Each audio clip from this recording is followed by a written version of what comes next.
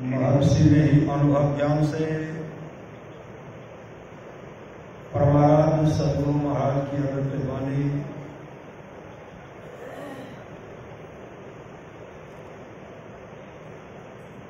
पापों से छूटने की ताकत आप में तब होगी जब आप इनसे बचने के लिए कोशिश करेंगे। बचने के लिए कोशिश करेंगे और आपकी चढ़ाई ऊपर होगी। आपकी चढ़ाई ऊपर होगी। भौतिक विज्ञान की तरफ सत्य है कि ऑक्सीजन और हाइड्रोजन को मिलाओ पानी होगा। इसी तरह इंगला पिंगला को मिलाकर रखो प्रकाश होगा। वैज्ञानिक आविष्कार जैसे सत्य है वैसे ही असत्य है। यह अंदर की बात है, बाहर की नहीं। करके देखो। अपना निशाना अपने अंदर रखो, अपने को उस पर लगाए रखो। यही असली गुरु दीक्षा है। ऐसा करते करते आगे बढ़ने का रास्ता साफ हो जाए। भक्ति मार्ग में उकताना नहीं चाहिए। भक्ति मार्ग पर जो चलता है, जो भक्ति मार्ग पर चलता है, वह कभी न कभी रास्ते का अंत अवश्य पाता है। उसको कभी न कभी पूर्णता अवश्य होगी। यह बात याद रखिए। ईश्वर की भक्ति से अपना कल्याण होगा। ईश्वर की भक्ति से अपना कल्याण होगा। इसका विश्वास बहुत दृढ़ता से सबको करना चाहिए। कल्याण की खोज लोग बाहर दौड़ते हैं। कल्याण अपने पास है। जो परमात्मा को भजते हैं उनका परम कल्याण होता है। कोई भी जल वायु संसार नहीं है जो हृदय को शुद्ध कर सके। कोई भी जल वायु संसार नहीं है जो हृदय को शुद्ध कर सके। इसके लिए सत्य का व्यवहार होना चाहिए। सत्य के तट पर रहना चाहिए। सत्य का तट क्या है? सत्संग और ध्यान। मैं जो साधन भजन करता हूं आपको उसी गंभीरता में ले जाना चाहता हूं। इसके लिए आपको भी जोर लगाना होगा। जिसका चेतन आत्मा तृष्णा की डोरी पर दौड़ती रहती है उसके लिए शांति, तृप्ति और मुक्ति का। इसी शांति, तृप्ति और मुक्ति के लिए कहते हैं कि चित्त वृत्ति का निरोध करो। अभाव होने पर भी विपरीत नहीं हो। विश्वास डिगे नहीं, विश्वास डिगे नहीं। साधन करता चला जाए लेकिन अंधविश्वासी नहीं बनो। साधन करोगे तो अंधी श्रद्धा नहीं रहेगी। ईश्वर भक्त बनने के लिए ईश्वर में अधिक विश्वास होना चाहिए।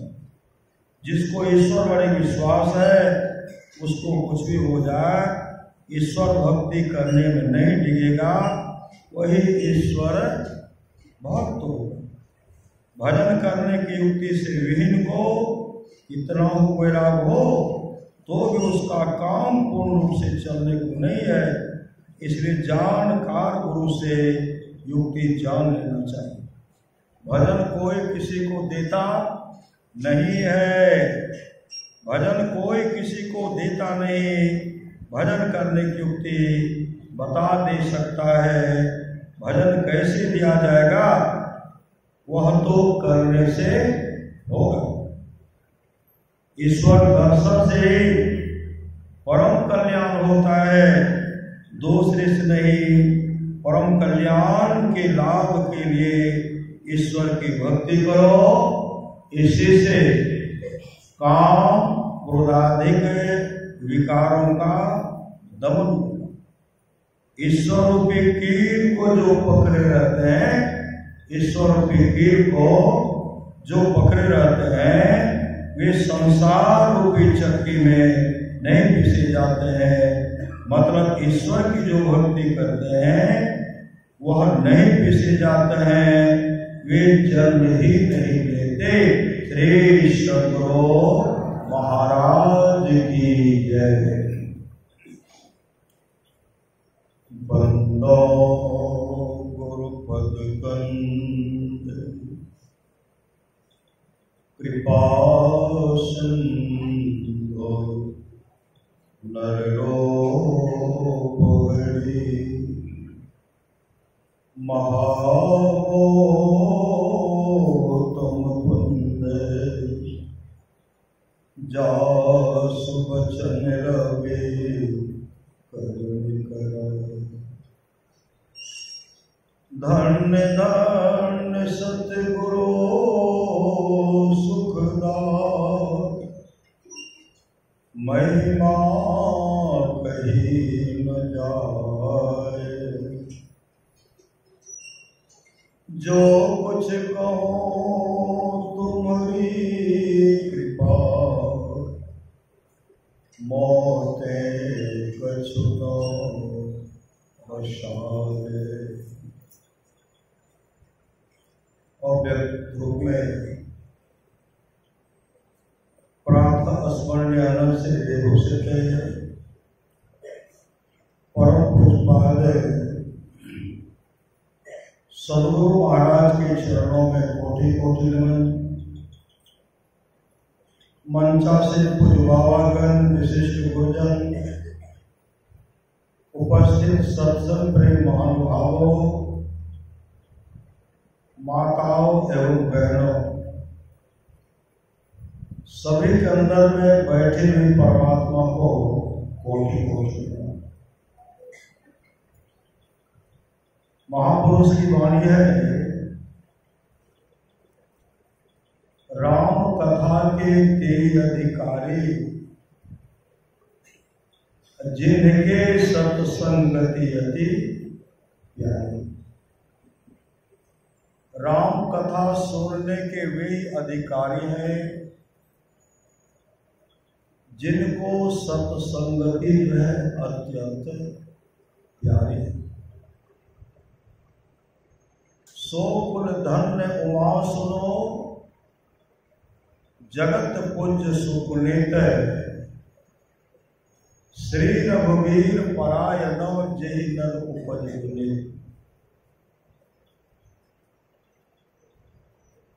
हे उमा, वह कुल धन है, संसार में पूजे ज्ञान योग और विशेष पवित्र है, जिसमें राम के नम्र भक्त पुरुष उत्पन्न होते हैं। अभी सुन रहे थे, जिन हरि कथा सुने नहीं काना, श्रवण रंध्र अहि भवन सुन। जो इस कान से हरि का कथा नहीं सुने, उसका कान जो है सांप का घर, सांप के वीर जो है उसके समान। जिन्होंने हरि कथा इस कानों से सुनी है, उसका परम कल्याण। ते सिर कटो तू मरी सम तू ला, अजेर नमत हरि गुरु पद मोला। वह सिर तितलों की कड़वे तुम्बी के समान है, जिनका सिर गुरु हरि और संत के चरण में नहीं झुकता।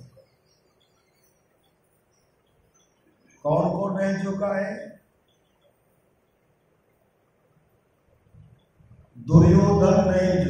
दुर्योधन नहीं झुका, रावण नहीं झुकाए, रावण कभी झुके नहीं, झुके लोग कभी अपने सिर को संतों के चरणों में। इसलिए दुर्योधन की और रावण की दुर्गति भी, विभीषण जी भगवान के चरण में नतमस्तक हो गए। भगवान क्या दिए उनको? लंका का राजा नहीं बना दे। ध्रुव ने भगवान अपने माथे को भगवान विष्णु के चरणों पर रखे और देवर्षि नारद जैसे ऐसे सामर्थवान सद्गुरु से युक्ति लिए मुस्तैदी के साथ भक्ति के, ध्यान के, भजन के ध्रुव मोक्ष पर मोक्ष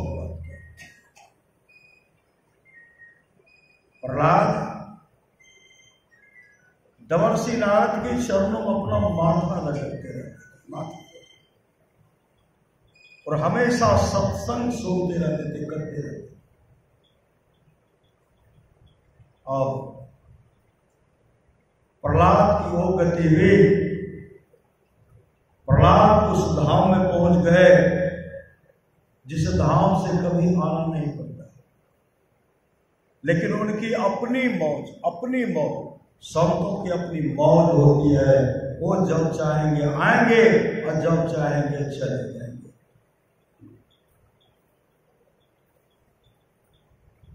राजा बिंबिसार ने अजातशत्रु से कहा था, यार चलो भगवान बुद्ध की शरण में। क्यों? अब मैं चाह रहा हूं कि मैं अपना उत्तराधिकारी तुमको दे दूं। अजातशत्रु का ध्यान दे दूं, मैं भी चाहता हूं, क्योंकि आपसे यह समझ ले योग नहीं, लेकिन आप कह रहे हैं बुद्ध के शरण में जाने के लिए।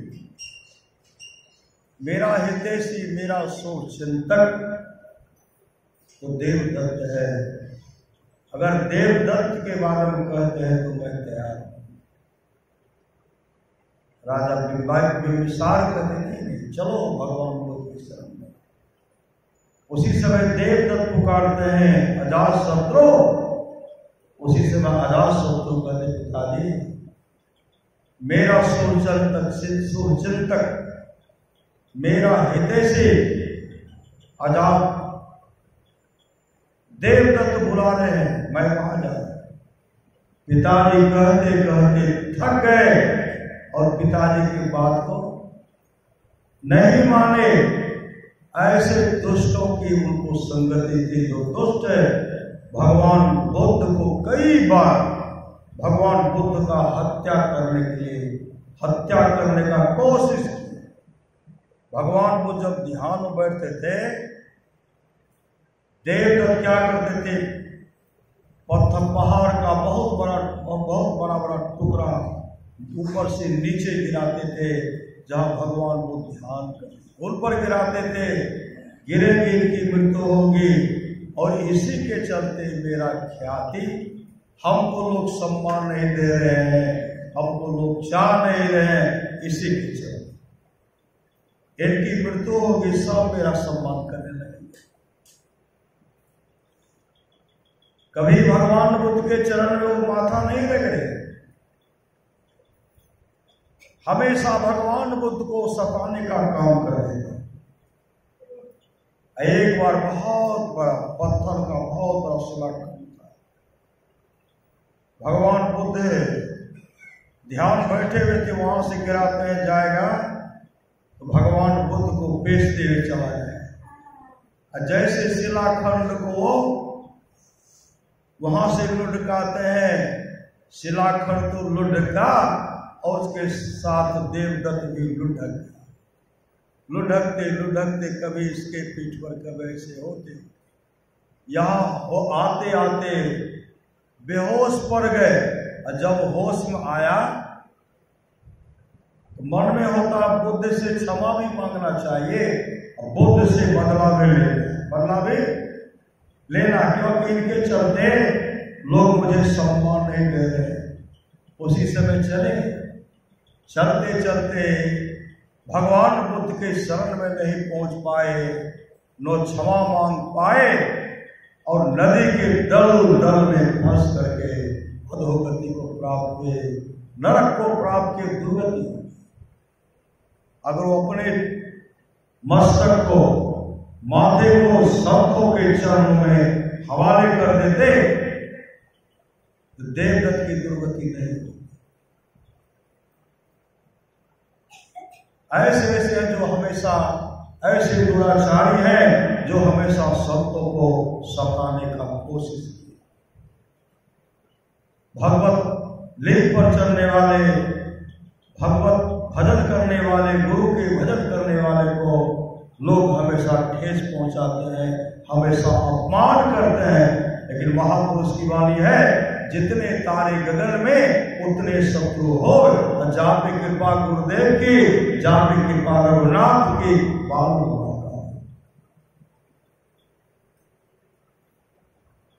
इसे शुभ काम सच्ची घटना को जानते हैं। एक राजा साहब के पास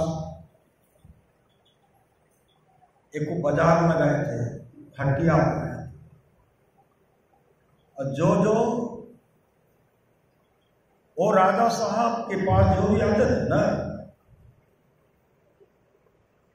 राजा साहब उनके सामने अपने हाथ जोड़ लेते थे, माथे को झुका देते, माथे को। कौन आते थे? जो संत महात्मा आते थे, भगवान के भक्त आते थे। उस समय राजा साहब अपने माथे को झुका देते थे। मंत्री सब कहते थे, महाराज आप अच्छा नहीं करते। एक लंगोटीधारी को अपने लंगोटीधारी के चरणों अपना माथा रगड़ देते हैं, माथा टेक देते हैं। यह अच्छा नहीं करते। इससे हम लोगों की बदनामी होती है। हम लोगों का जो इज्जत है ना, लगता है उस पर कुछ धोल मिला, मिट्टी मिला। इसलिए आप कभी भी अपने माथा को कहीं मत झुकाइए। अभी सुन देते, ते सिर कटो और तू मरी सब दूला, जेल नमत हरे गुरु पद मूला। मंत्री जी, सिपाही सब तमाम उस सभासद में जो बैठे थे, राजा साहब से कहते थे, नहीं, आप अपना सिर को मत झुकाइए। उसी समय राजा साहब कहते, देखो हटिया लगाओ और जा करके कह पूरे चारों तरफ प्रचार कर दो। हटिया में जो सामान लेकर के आएंगे ना, सबका सामान बिकेगा, और जो सामान नहीं बिकेगा उसको राजा साहब खरीद लेंगे। तो तमाम सामान लोग लाते थे, सामान बिक रहा है। पाठा खस्सी का मुंडा हुआ भी बिक रहा है। एक आदमी क्या कि मनुष्य का खोपड़ी लाए, श्मशान घाट गए। आदमी जो बड़ा हुआ था सबका गला काट करके लाए, ला करके बर्तन में रख दिए। जैसे रखे तो उधर कोई देखते ही नहीं, कोई देखते नहीं। जो उधर जाते मुंह फेर लेते। शाम में खबर गया कि जिनका सामान नहीं बिका था वो राजा साहब के पास के, महाराज मेरा सामान नहीं बिका है। कहा क्या है? कहा महाराज मनुष्य का खोपड़ी लाया। मंत्री जी से कहते सब खोपड़ी खरीद लो। मंत्री जी कहते महाराज ये अपवित्र है, इसको कौन रखेंगे? ये अच्छा चीज निकाल, कहा खरीद के लाओ। लाए, खरीद करके फिर दूसरे दिन मनुष्य का खोपड़ी जमा किए, फिर खरीद। तब राजा साहब कहते देखो यह जाओ फिर बाजार में जाओ, इसको बेचाओ। मंत्री जी सिपाही सब जो विरोधी थे उसको कहते कि संतों के चरणों आप माथा मत टेकिए, सबको भेजे। अब कोई वहां जाते ही नहीं, कहते ले लो भैया ले लो, कोई नहीं लिए। राजा साहब को खबर करते, महाराज कोई खरीदते भी नहीं है, कहा मुफ्त में दे दो, मुफ्त में। सब कहते मनुष्य का खोपड़ी आप मुफ्त में ले लीजिए, सब बाजार छोड़ करके भाग गए। श्री सदगुरु पूरा बर्तन में भरा रहा। राजा साहब के पास गए, कहा महाराज एक खोपड़ी भी मुफ्त में लेने के लिए कोई तैयार नहीं। उसी समय राजा साहब ने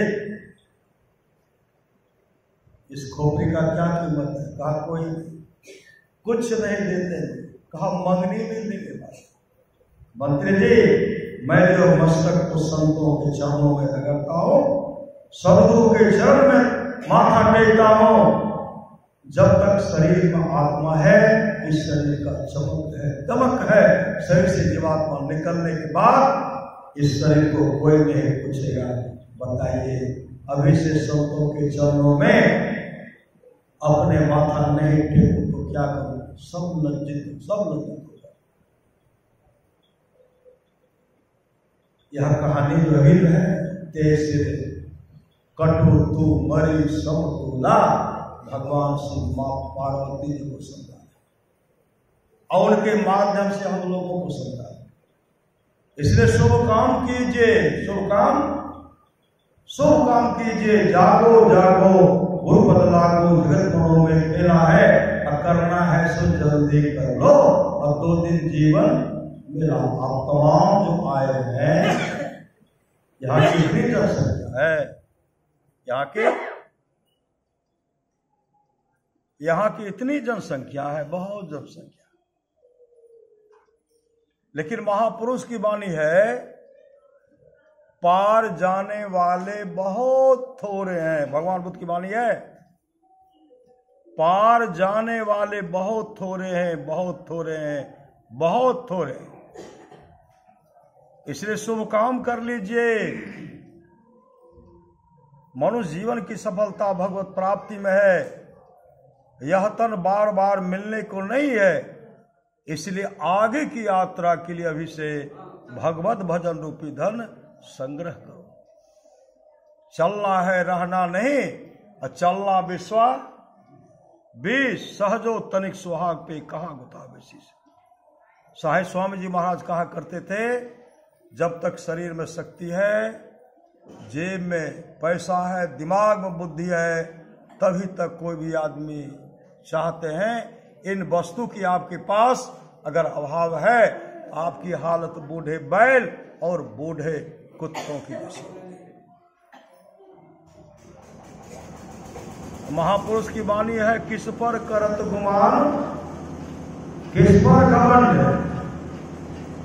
शरीर है, किस पर करत गुमान, रे मन मान हमारी, हार चाम का बनाया पिंजरा, सकल पुरुष भज नारी, जिसको तुम अपने कर मानो, यही भूल बर भारी, रे मन मान हमारी। 2 दिन की है चमक चाम के, सो तू ले विचारी, बिना विचार कछो सार मिले न, छार सकल चित्यारी। 2 दिन का है जिना जगत में, सो तू जाने अनारी, भव सागर से तरना है तो हो अतिशय होशियारी। आप तमाम लोग बहुत होशियार हैं, से सदगुरु होशियार है, तब इस तरह का व्यवस्था की है। सत्संग ध्यान का जो व्यवस्था की है, होशियार है तब तो कहते हो अतिशय होशियारी। इसमें संशय मत मन राखो, यह सत्य भजले भारी, कहे अलमस्त नित्यानंद स्वामी, कहे तो से में सारे, आप तो खुद गिरधारी, रे मन मान हमारे। जा शरीर माही तो अनेक सुख मानी रहियो, ताहि तो विचार या में कौन बात भली है, मेद मज्जा मांस रग रग में रक्त भरियो, पेट हो पिटार से में ठोर ठोर, मली है, हारण सो भरियो मुख, हारण सो नय नाक, हाथ पांव सो सब हारण की नली है। सुंदर कहत याही जनी देख भूलो कोई, भीतर भंगार भरी ऊपर तो कली है। यह देख कर मत भूलना, बाहर की सफाई पर वर्क सोने की लगी है, गोबर की मिठाई पर।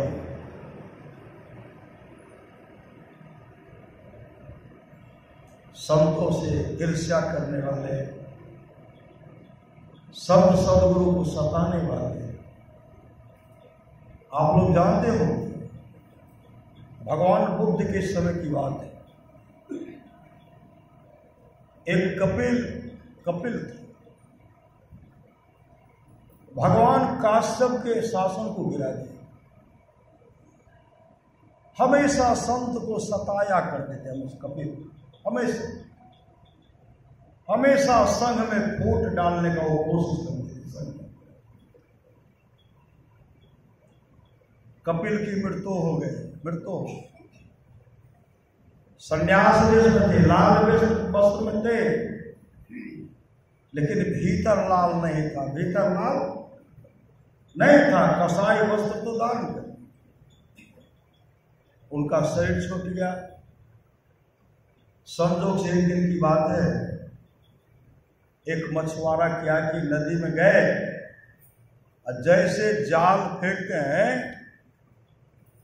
उसमें एक मछली जो मिला, जिसका शरीर का रंग था सोना का जैसा शरीर का रंग था। आप लोग धम्मपद में पढ़े होंगे, सोना के जैसा उसका रंग होता है। मछुआरा राजा प्रसन्नजित के पास आए, कहते महाराज आज तक इस तरह का हम मछली नहीं देखे हैं, अब देखिए सोना की तरह चमक रहा है उनका शरीर।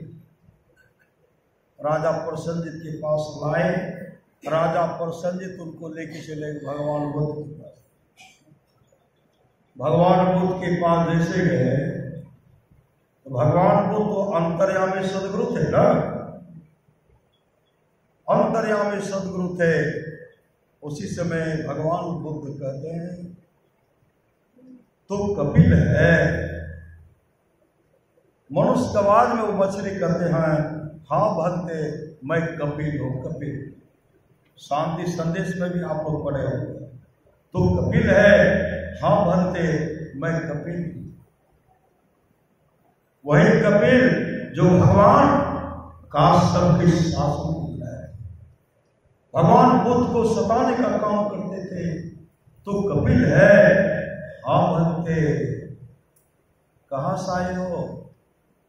कहा अबीची नरक से। सुंदर शरीर था, संन्यास वेश पहनता था, लेकिन भीतर काई लगा हुआ था, भीतर दुर्गंध भरा हुआ था, सबको को सताने का कोशिश करते थे। कहां से आ रहे हो? कहा अबीची नरक से। अब कहां जाओगे? कहते भंते फिर अबीची नरक में जाओ, अबीची नरक में जाओ। उसी समय दोनों जो बर्तन था, माथा पटक पटक करके पटक रहे हैं, जैसे मुंह खोलते हैं, मुंह बहुत दूर तक दुर्गंध फैला, दुर्गंध, काफी दुर्गंध। उस दुर्गंध को सहना मुश्किल हो गया, जान बचा करके लोग भागे। भीतर जो दुष्प्रवृत्ति विचार था, जान बचा करके भागे और माथा पटक पटक करके प्राण को त्याग दिए और अबीची नरक में, घोर नरक में चले गए। कौन? जो सत्संग से दूर रहेंगे, संतों की संगति से दूर रहेंगे, जो माता पिता का सेवा नहीं करेंगे, पति का सेवा नहीं करेंगे, सास ससुर का सेवा नहीं करेंगे, जो आपस में मेल से नहीं रहेंगे, जो अपने जीवन के बाद उनको सदगुरु के हवाले नहीं करेंगे, ऐसे की बहुत दुर्गति होगी। इसलिए संत महात्मा लोग कहते हैं सावधान हो जाइए, बार बार न दे नहीं यह वीर रे, चे सके तो चेत कहते कबीर रे, कबीर सोई धन संचिए, जो आगे का हो। अब मात चढ़ाए गांठरे जातन देखा, कोई हम तमाम लोग जो उस धन को संग्रह कर रहे हैं, सत्संग करके, सत्संग सोच करके, समय लगा करके और दान देकर जो शुभ काम कर रहे हैं, जो आप यहाँ श्रद्धा से देंगे आपको वहां मिलेगा, वहां मिलेगा। से सदगुरु जाओ और लोग यहाँ सुख चाहो, और सुनि मम वचन हृदय दृढ़ गाहो, सुलभ सुखद मार्ग अभाई, भगति मोर पुराण सुख गाई, भगति स्वतंत्र सकल सुख खाने, अबेरु सत्संग पावे। पुरानी आप लोग जानते होंगे सत्संग योग माया है। विदर्भ देश का राजा वसुदेव का पुत्र था राजा श्वेत, जो जीवन में दान नहीं किए थे, दान नहीं किए थे, सत्संग से हमेशा दूर रहते थे, दूर। और उनका जब शरीर छूटा, पुण्य काम में नो सत्संग नो दान, एक काम नहीं करते। उसका जब शरीर छूटा तो ब्रह्मलोक चले गए, ब्रह्मलोक। और वहां जाने के बाद उनको भूख प्यास सता रहे। ब्रह्मा जी से कहते भगवान मुझे जोरों की भूख लगी है। ब्रह्मा जी कहते हैं भूख लगी है तो आपके लिए मैंने भोजन का व्यवस्था करके रखा है। कहा महाराज जल्दी से भोजन दीजिए। कहा यहाँ नहीं, सरोवर के किनारे में आपका तरो ताजा लाश रखा हुआ है, आप जाकर उस लाश को खाइए। कहते महाराज उस लाश को कैसे खाएंगे? कहा लाश नहीं खाएंगे तब क्या खाएंगे? जीवन में कभी दान नहीं किए। सदगुरु अब देखते हैं सत्संग में आप लोग कुछ न कुछ दान देते हैं, उस दान का फल क्या भंडारा होगा। सदगुरु सत्संग होगा, दान पूर्ण हो रहा है, मंदिर का निर्माण होगा, मंदिर का कारोबार आगे बढ़ेगा। आप लोगों के सहयोग से यह भव्य मंदिर बना है। यहाँ विश्व भगवान बुद्ध के समय की बात, एक नंदू से 5 कोठरी का सत्संग मंदिर बना करके, सत्संग करा करके भगवान बुद्ध को दान दे दिए। उसके बदले में जब महामौत गलयान ऊपर गए, भगवान बुद्ध के बहुत ऐसे शिष्य थे जो आकाश में उड़ते वहां जब गए देखते हैं 25 योजन लंबाई है, 25 योजन मतलब 100 कोस का मकान लंबाई, और चौड़ाई 100 योजन 400 कोस ऊंचाई का मकान था, और बहुत सुंदर महल था। महामौत गलयान जब गए तो देखते हैं बहुत सुंदर मकान, कल तो नहीं था, आज कैसे हो गया? कौन भाग्यशाली होगा जो इस पाएंगे? जैसे वहां जाकर झांक करके देखते हैं, उधर से आप सरार निकल कर कहते महाराज आप बिहार से हैं? कहाँ? भगवान बुद्ध के शिष्य हैं। कहा भगवान बुद्ध के एक शिष्य हैं नंदू, उनको जल्दी से भेज दीजिएगा, हम सब मिल करके उनका सेवा करूंगा, पंखा ले लूंगे। नर्तकी कहती है नाच गान दिखवाऊंगा, जल्दी से भेजिए। इसको देख करके अप्सरा से पूछते यह कैसे बन गया? आप नहीं जानते हैं भगवान बुद्ध को सत्संग घर बना करके जो दान किए ना, उसके बदले में परमात्मा उसके लिए, गुरु उसके लिए इतना सुंदर व्यवस्था करके जल्दी से भेजिए। महामौत गलयान आए भगवान बुद्ध के पास और उनके चरण पर नतमस्तक होते कहते बनते, थोड़ा सा भी पुण्य, थोड़ा भी दान का महाफल होता है। भगवान बुद्ध कहते हैं महामौत गलयान, अरे जब तुम अपने आंखों से देख करके आए हो, हमसे क्या पूछते? कहते 5 कोठरी मकान दान के 100 कोस लंबाई है, 400 कोस ऊंचाई, इतना बड़ा दान का फल भगवान बुद्ध कहते हैं। हाँ, वही भगवान ब्रह्मा कहते हैं, हे राजन, आप जीवन में दान नहीं किए, दान नहीं किए, अन्न दान नहीं किए, किसी तरह का दान नहीं किए। आपका तरोताजा लाश सरोवर के किनारे में रखा हुआ है और जाकर के उसका आप भोजन कीजिए, भोजन कीजिए। आकर के खाना प्रारंभ किए, जोरों की भूख लगी है ना। महापुरुष की वाणी है, पांव दियो चलने फिरने को, हाथ दियो हरियर करायो, मुख दियो प्रभु के गाय से, सुंदर साज दियो परमात्मा, और पेट दियो पर पाप लगायो। खाना तो पड़ेगा ही, और खाओ। बराबर खाते थे, छठेगा, और दूसरे दिन जाते थे, एक बित्ता बढ़ जाता, एक बित्ता बढ़ता। पुनः आकर कहते, महाराज मैं खाता हूँ, चाहता हूँ कुछ सठ जाएगा, लेकिन दूसरे दिन जाता, एक बित्ता बढ़ जाएगा। महाराज कब तक खाना पड़ेगा? भगवान ब्रह्मा ने कहा 100 वर्षों तक, 1 वर्ष नहीं, 100 वर्षों तक तुमको अपने लाश का मांस खाना पड़ेगा। राजा श्वेत रोने लगे, भगवान मेरा उद्धार कैसे होगा? उसी दिन भगवान ब्रह्मा कहते हैं, जिस दिन तुम अगस्त ऋषि का दर्शन कर लोगे, उस दिन तुम्हारा परम कल्याण होगा। 100 वर्षों तक खाए और अगस्त ऋषि का दर्शन हुआ। अगस्त ऋषि उनको उद्धार कर दे, जाओ अब आपको नहीं खाना पड़ेगा।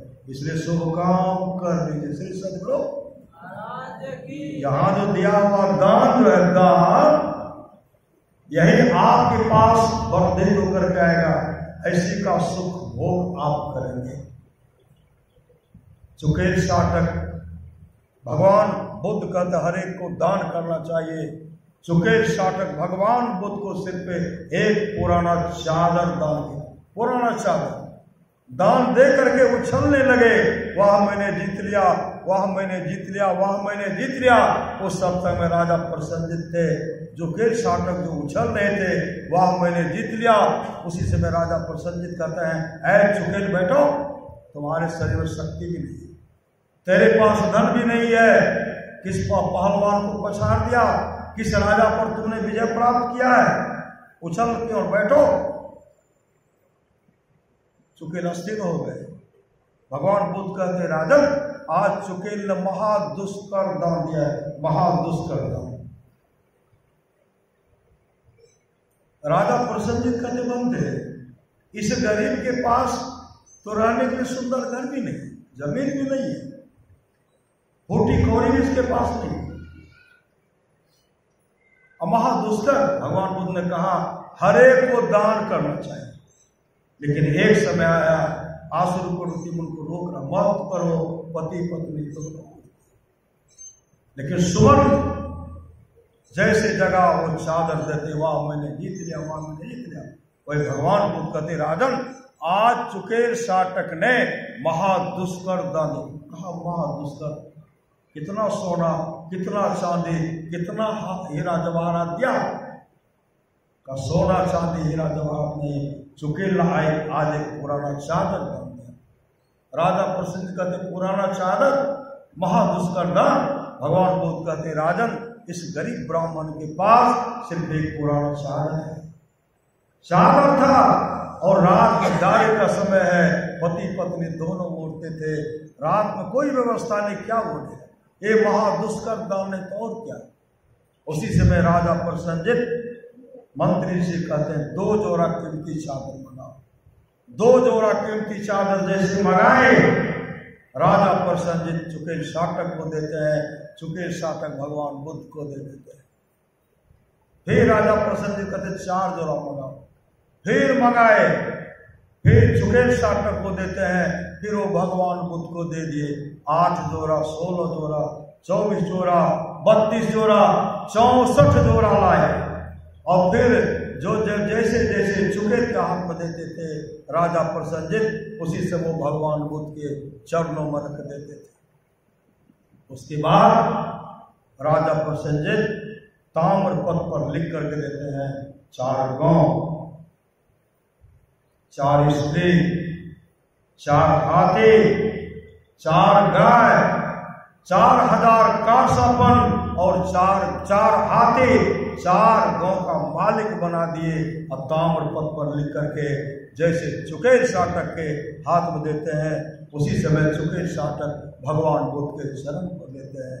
और भगवान बुद्ध कहते चुकेल, अरे थोड़ा दान तुम किया, अभी तुमको इतना लाभ हुआ, अब कितनी परीक्षा लोगे, दान करने से कितना फल। तो चुकेल का जीवन मंगलमय हो गया। इसलिए आप लोग जो सत्संग कर रहे हैं या ध्यान शिविर का कार्यक्रम है, उसमें आप लोग सहयोग करें, दान करें।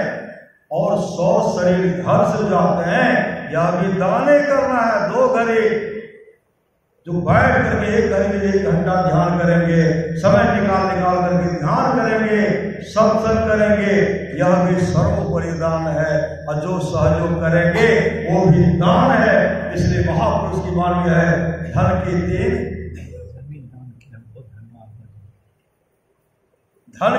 गति है। पहला है दान, दूसरा है भोग और तीसरा है नाश। धन की 3 गति। और जीवन में दान कीजिए, दान कीजिए, दान। और आप लोग जानते होंगे धम्मपद का चरित्र में आया और महाभारत में भी आया। जो भूमि दान सत्संग मंदिर के लिए भूमि दान करते हैं, ऐसे श्रीमान जब तक धरती रहेगी विशाल स्वर्ग के सुख को भोगेंगे, विशाल स्वर्ग के सुख को भोगेंगे। जो दान करते, जो भूमि दान करते। कुमार जी कि जमीन में सुनंद अनाथ पिंडक सोचे कि इसमें सत्संग करेंगे, सत्संग करेंगे। राजा कुमार जेठ ने कहा, इस जमीन में सत्संग, मेरे जमीन में सत्संग नहीं होगा, हम सत्संग करने के लिए जमीन नहीं देंगे। भिक्षु ने उसी जमीन को पसंद कर लिया। इसमें बहुत अच्छा होगा, सत्संग घर भी अच्छा होगा और सत्संग भी बहुत अच्छा होगा। लेकिन कुमार जेठ नहीं दिए। अनाथ पिंडक क्या करते, सुनंद क्या करते, पंडाल, जैसे पंडाल बन रहा है उसमें पंडाल बन रहा है, भर दिन मजदूर काम करते थे और रात में कुमार जेठ का सिपाही सब आते थे और सबको उखाड़ करके लेके चले जाते थे। कई दिन तक इस तरह का हुआ, बनाते थे, उखाड़ करके लेके चले जाते थे। खबर आया कि बनाता हूं, लेकिन कोई उखाड़ कर लेके चले जाता। पता चला कुमार जेठ का सिपाही ले जाते हैं। वो गए कुमार जेठ से मिलने के लिए और मिल करके कहते हैं, महाराज भगवान बुद्ध का यहाँ सत्संग होगा और आपका जमीन जो है बहुत अच्छा समतल जमीन है और भिक्षु सब भगवान बुद्ध भी इसी जगह को पसंद किए, तो सत्संग होने के लिए दीजिए। कुमार जेठ कहते जमीन मेरा है, बिना पूछे आप उसमें पंडाल बनाते हैं, यह नहीं होगा, नहीं होगा, नहीं होगा। तो सुनंद अनाथ पिंडक कहते हैं बहुत अच्छा होता, जमीन दीजिए, सत्संग कराएंगे। कुमार जेठ कहते हैं आप जितनी जमीन लेना चाहते लीजिए, लेकिन उसमें सोना का सिक्का, सोना का मोहर जेवर बिछाना पड़ेगा। जितनी जमीन लेना चाहते ले लीजिए, लेकिन सोना का मोहर बिछाइएगा, सब सोना का मोहर हम लेंगे और सत्संग के बाद जमीन भी मेरा हो जाएगा। उसी समय अनाथ पिंडक कहते हैं जितनी इसमें सोना का मोहर, सोना का असर भी बिछाना पड़ेगा, बिछाऊंगा, लेकिन सत्संग करने के लिए यही जमीन खरीदूंगा, जमीन खरीदूंगा। होते होते बिछाते बिछाते 30 एकड़ में सोना का सिक्का बिछाए, सोना का मोहर बिछाए। 30 एकड़ जमीन, 30 एकड़, और सोना का आभूषण जो है, जेवर है, चमक रहा। जब वहां सत्संग प्रारंभ हुआ, सोना का सिक्का रखा हुआ है, सत्संग कहते हैं आप सोना का मोहर ले जाइए अनाथ पिंडक कहते हैं कुमार जैसे आप ले जाइए। और कुमार जी के जीवन में ऐसा असर पड़ा सत्संग का, उसी समय सत्संग बहुत दिनों कई महीनों तक चला। और सत्संग जब समाप्त हुआ तो सोना का जो सिक्का मोहर है ढेर रखा। कहते आप ले जाओ। अनाथ पिंडक कहते हैं राजन आप ले जाइए। कुमार जी कहते नहीं सेठ जी आप ले कहा नहीं लेना है। अब कोई भिक्षु भी लेना नहीं चाहते हैं तो भगवान बुद्ध के पास गए, कहा भक्ते कुमार जी तू यह सोना का सिक्का लेना ही नहीं चाहते। कहते अब यह 30 एकड़ जमीन यह भी नहीं लेंगे, यह जमीन भी मैं हम दान कर देंगे। तो भक्ते अगर आपका आदेश हो तो कुछ करो। कहा आप लोगों का विचार क्या है? सेठ अनाथ पिंडक कहते भक्ते मेरा विचार है इस जगह पर एक सुंदर सत्संग घर होना चाहिए। जो भी सोना का आभूषण है इसमें हम लगा देंगे। और इस जगह का नाम कुमार जेठ वन रखा जाए, कुमार जेठ वन रखा है। भगवान बुद्ध का आदेश हो गया, सुंदर सत्संग भवन बनाए। और भगवान बुद्ध उस वर्षों वास में वहां बैठ करके ध्यान करते थे। और जब ध्यान करते थे भगवान बुद्ध कहते आनंद आज इस कुमार जेठ की जमीन पर भूमि पर जब मैं ध्यान करता हूँ, मेरा तो महापुरुष थे उनका ध्यान तो बना हुआ था। कहा मेरा हृदय बड़ा प्रसन्न हो जाता है। और कुमार जी ने बहुत अच्छा किया, जो भूमि दान सत्संग मंदिर के लिए दिया। और कुमार जेठ की अच्छी गति होगी, अच्छी गति होगी, अच्छी गति होगी। एक भूमि दान करना श्री सदगुरु इसलिए दान कीजिए। और सुन कहते ना ते सिर कटो तुम्हारे समय तुला। महाभारत युद्ध के बाद अर्जुन का भी मन नहीं लग रहा था, अर्जुन का मन नहीं लग रहा। भगवान कृष्ण कहते हैं भगवान मेरा मन करता है गंगा स्नान करना, गंगा स्नान। तो भगवान कृष्ण मुस्कुराते कहते हैं हाँ बहुत पाप की हो, जाओ स्नान कर लो पाप धुल जाएगा। कहाँ भगवान चलिए जल्दी से। रथ को हाँकते हुए जा रहे हैं, अर्जुन बैठे हुए बीच में बातचीत कर रहे हैं। उसके बाद भगवान कृष्ण रथ को रोके, कहा जाओ गंगा बगले जाओ स्नान कर लो। भगवान कृष्ण उधर गए, अर्जुन उधर जा रहे, देखते हैं एक कुत्ता उधर से आ रहा है, एक कुत्ता इधर से। इधर से कुत्ता श्मशान घाट को जा रहा है और उधर से कुत्ता श्मशान घाट से आ रहा है। जो उधर से आ रहा था श्मशान घाट से पूरा टकते हुए झोंकते हुए आ रहा। इधर से जा रहे थे, कहते आज श्मशान घाट में तुमको खाने के लिए कुछ नहीं मिला, इतना बड़ा लाश होगा कहीं नहीं मिला। का एक तो बहुत सुंदर तरोताजा लाश था और समय तो दुर्गंधे हो रहे थे, एक तरोताजा लाश था।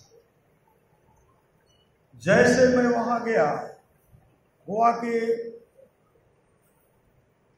उनके हाथ से छू, लेकिन उनसे दुर्गंध ही भवक दुर्गंध हो गई। कासो कैसा कैसी दुर्गंध हो रही थी। भीतर प्रेरणा हुआ मत खा, एक पापी कभी जीवन में एक मुट्ठी दान नहीं दिया है, मत खा, इसका हाथ अपवित्र। उसके बाद मैंने पांव की तरफ खाना चाहा, फिर एक ऐसी आवाज होती है, दुर्गंध होती है, मत खा, ये भी इसका अपवित्र है। कभी इस धर्म से चलकर संतों का सत्संग में कभी नहीं गया, कभी मंदिर में नहीं गया, इसलिए यह भी अपवित्र है। उसके बाद मैंने सोचा इसके छाती को खाऊं, जैसे उनको खाना चाहा, लगाए आवाज हुई मत खा, यह भी छाती भी पुलिस है कठोर है, पुलिस कठोर निठुर सोई छाते असोनी हरि चरित्र जी हर साथी, हृदय भी कठोर है इसलिए वो पवित्र है। दुर्गंध मत खाओ, मत खाओ, मत खाओ। मैंने सोचा काने खाओ, कान के जैसे वो खाना चाहा, एक आवाज आई, दुर्गंध हुई, मत खा, इस कान भी अपवित्र है, इस कान से कभी हरि का गुणगान नहीं सुना, सत्संग नहीं सुना, इसलिए हम बहुत माथे को खाना चाहा, माथे से भी दुर्गंध हुई, आवाज हुई, मन खा, ये भी अपवित्र है। कभी यह संतों के सदगुरु के चरणों में अपने माथा को नहीं टेका, इसलिए अपवित्र है।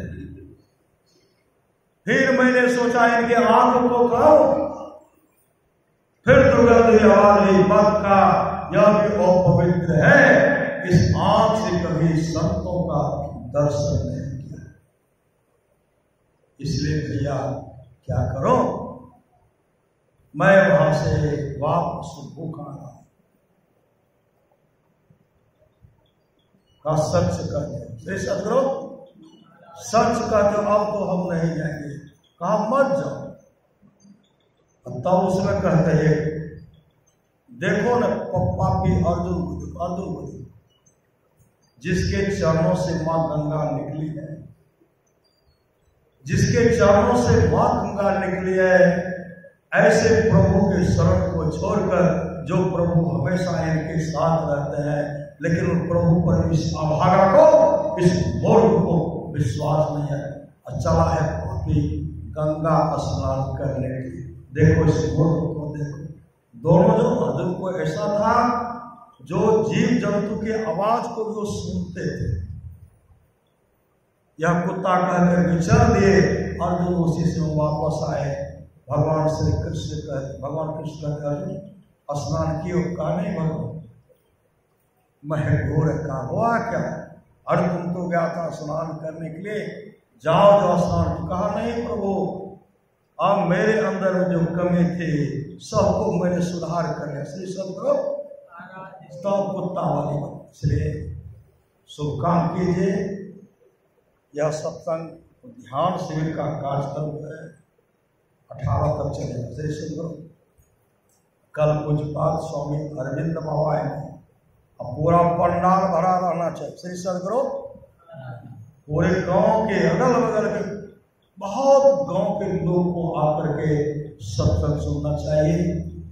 ये दाता जो है, भूमिदान करने वाले बहुत बड़े भाग्यशाली हैं, जो गुरु के दुलारे भी हैं, गुरु के प्यारे भी हैं, और जो जो इसमें सहयोग किया। श्री सदगुरु 10 के लाठी 1 के बोल, जो जो अपना अपना किसी भी तरह से तन मन धन देकर मंदिर को बनाने में जो जिनका भी योगदान है वो भी कम भाग्यशाली नहीं है, वो भी बहुत बड़े भाग्यशाली है, उनकी भी अच्छी गति होगी।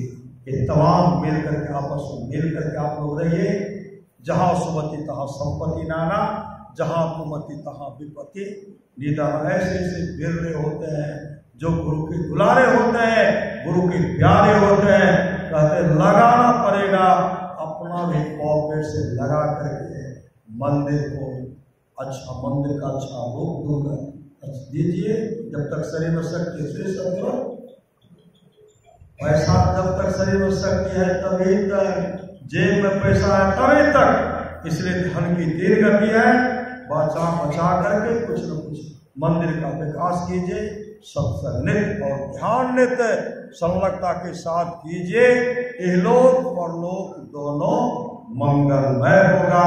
बोलिए प्रेम से श्री सदगुरु महाराज की जय।